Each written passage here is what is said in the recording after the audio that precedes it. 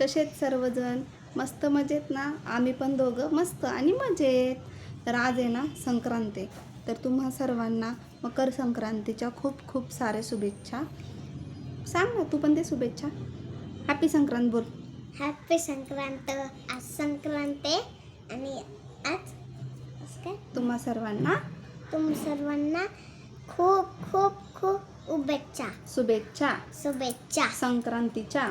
संक्रांतीच्या. तिळगुळ घ्या, तिळगुळ घ्या, तिळगुळ घ्या, तिळगुळ घ्या आणि गोड गोड गोड गोड बोला.